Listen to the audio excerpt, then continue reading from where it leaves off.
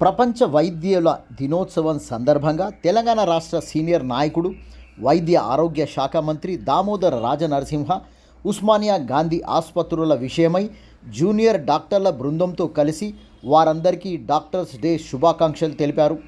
Public health doctors తీసుకొచ్చిన cake cut చేసి డాక్టర్లుగా మంచి వైద్య సేవలు అందివ్వాలని, విధి నిర్వహణలో కమిట్మెంట్తో పనిచేయాలని, రోగుల ఆరోగ్యం బాగుంటే రాష్ట్ర అభివృద్ధి జరుగుతుందని, ఆ అభివృద్ధిలో డాక్టర్లు కీలకంగా పాత్ర వహిస్తారన్నారు. రాబో 10 రోజుల్లో Osmania Gandhi medical college hostel భవనాలకు శంకుస్థాపన చేయనున్నారని, 2 సంవత్సరాల కాల సమయంలో పనులన్నీ పూర్తి చేయాలని ప్రభుత్వం కృతనిశ్చయంతో ఉందని తెలిపారు. కాలేజీ మౌలిక సదుపాయాలు, హెచ్ఆర్ కూడా ప్రధానం అయిన అంశమని, అవసరమైన స్టాఫ్ను సమకూర్చుకోవాల్సిన పరిస్థితులు ఏర్పడాయి అన్నారు. ఆరోగ్య శాఖలో గత 10 సంవత్సరాల కాలంలో అభివృద్ధి పట్టించుకోకుండా పోవడంతో డాక్టర్లు, సిబ్బంది ఎన్నో సమస్యలు ఎకరవు పెడుతున్న విషయాన్ని గుర్తు చేస్తున్నారు. వైద్య ఆరోగ్య శాఖలో పెండింగ్లో ఉన్న సమస్యలను చూస్తేనే తెలుస్తుందని ఆయన స్పష్టం చేశారు.